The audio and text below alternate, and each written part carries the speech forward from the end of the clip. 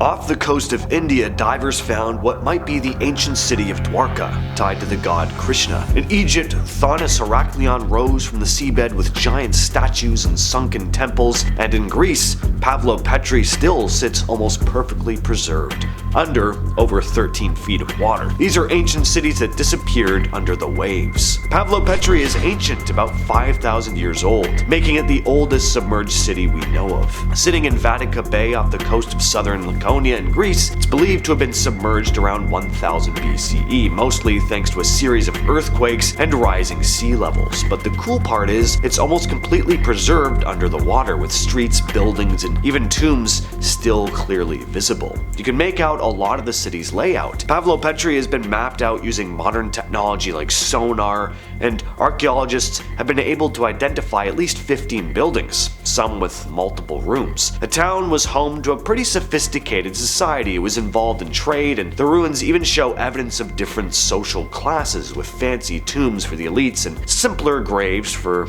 all the regular folks. Pavlopetri's history goes back even further than we first thought, too. Originally, it was thought to be from the Mycenaean period, around 1600 to 1100 BCE, but later studies pushed it to around 3500 BCE. After being submerged, it's been left mostly undisturbed. It's one of the most well-preserved ancient cities that we know of. At one time, Thonis-Heracleion was one of Egypt's most important port cities, found at the mouth of the Nile Delta. It was a major hub for trade and religion, and a link between Egypt and the Mediterranean. It was also home to some seriously impressive temples, including one dedicated to the god Amun. But by the 8th century, the city had disappeared. The exact reasons why it sank are still up for debate, but it's clear that the city was lost to the sea. Eventually, it became a bit of a myth. But then in 2000, an underwater archaeologist named Frank Gaudio came across something while searching for the lost city of Alexandria. What he found were these massive statues, ancient ships, and sunken temples.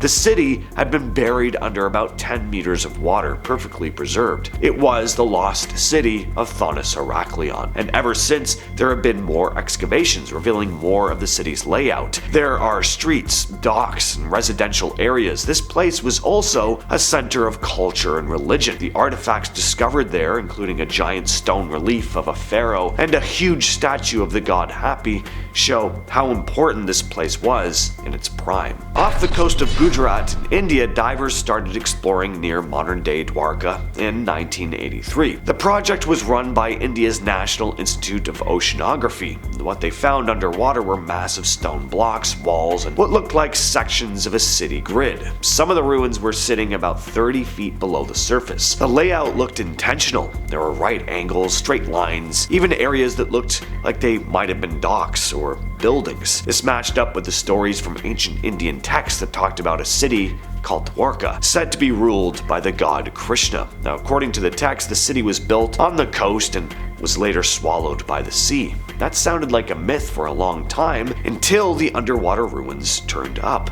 Carbon dating and other tests on pottery and construction materials found that the site showed that some parts of it could be more than 3,000 years old. Some Indian archaeologists think this could actually be the original Dwarka mentioned in the Mahabharata. Back in the late 1600s, Port Royal was one of the biggest and wildest cities in the Caribbean. It was a major hub for trade, but it was also known for its pirates, its brothels and bars. Some called it the wickedest city on earth. It sat right at the mouth of Kingston Harbor, and at its peak, it had thousands of people and dozens of ships coming in and out regularly. But then on June 7th of 1692, a massive earthquake hit. The ground basically liquefied under the city, buildings collapsed, and in minutes, about 2/3 of Port Royal sank straight into the sea. Over 2,000 people died, and what was left was later hit by fires and hurricanes. After that, the city just never really recovered. In the 50s and again in the 80s, underwater archaeologists started exploring the sunken part of Port Royal, found streets, foundations, even some personal items like dishes and tools and weapons, still sitting where people left them when the quake hit. Shicheng, also called the Lion City, wasn't lost in some freak disaster or anything. It was sunk on purpose.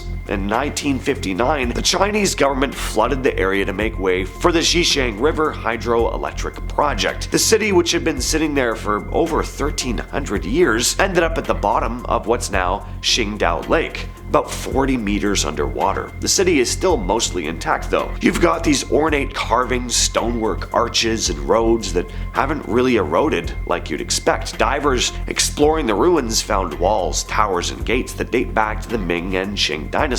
Shicheng wasn't a small town either. It played a big role in the region's politics and economy at the time. Because the water's cold though, and low in oxygen, decay has been super slow. Today, the place is basically a time capsule. Not many people know about it unless they're into diving or Chinese history, but it's one of the most well-preserved underwater cities on the planet. Atlit Yam is one of the oldest underwater settlements we've ever found. It's sitting just off the coast of Israel, under about 10 meters of water, and it's been down there for around 9,000 years. The place was around during the Neolithic era, long before the pyramids or even writing. Back in the 80s and 90s, marine archaeologists started surveying the area and realized there was more than just a few old rocks down there. What they came across were actual houses, stone walls, and even a well.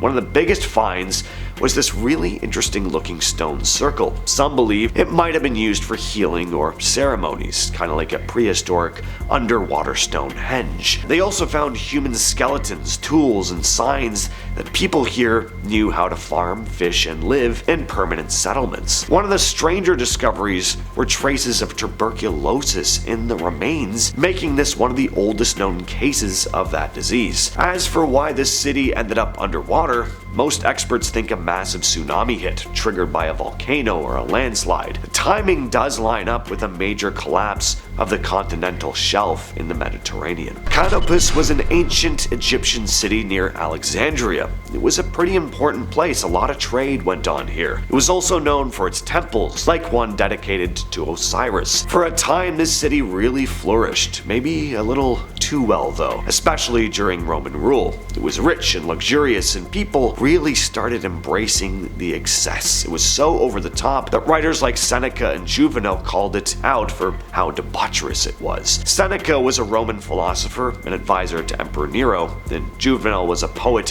who made a career out of calling out all the messed up stuff that went on in Roman society. But by the 2nd century BCE, things started to fall apart here. Earthquakes, rising sea levels, and tsunamis slowly sank the city. The eastern side of Canopus got swallowed by the sea, and the western part became the modern town of Abu Qir. It was nearly forgotten until 1933, when a British pilot spotted some ruins in the water. That led to some archaeological digs, but it wasn't until the 90s that underwater archaeologist Frank Gaudio and his team started uncovering the submerged city. What they found were columns, statues, and temples still sitting down there under the water. Dunwich used to be a decent-sized town on England's east coast. Back in the 11th and 12th centuries, it had busy docks, there were several churches, there was steady trade, and it had a relatively large population. It was a well-connected place, doing business with parts of Europe, and even had its own mint at one point. But starting in the 1200s, storms and coastal erosion started eating away at the land. A huge storm in 1286 wrecked the harbor,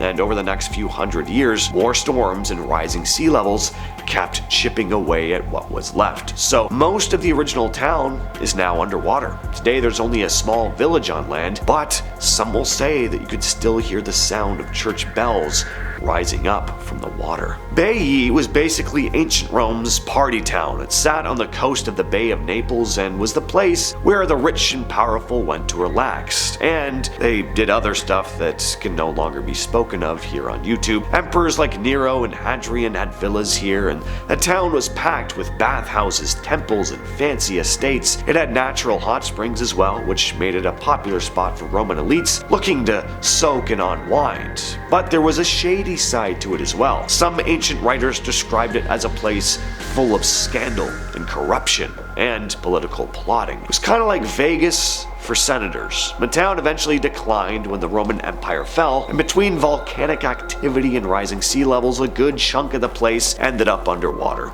Today, parts of it are still on land, but a lot of it The whole villas, statues, mosaics, and roads are now sitting beneath the sea. It's one of the only places in the world where you can actually snorkel or dive through this ancient Roman city. You'll see things like marble floors, collapsed columns, and the remains of Hadrian's villa. Pretty amazing, and I think adding this one to my bucket list. Curon was a small mountain village in northern Italy near the Austrian border, but in 1950 it got completely wiped off the map on purpose. The Italian government flooded the area to merge two natural lakes into one big artificial reservoir as part of a hydroelectric dam project. Over 160 homes, farms, and buildings were lost underwater. The villagers were forced to relocate, of course, and everything they left behind was buried beneath the lake.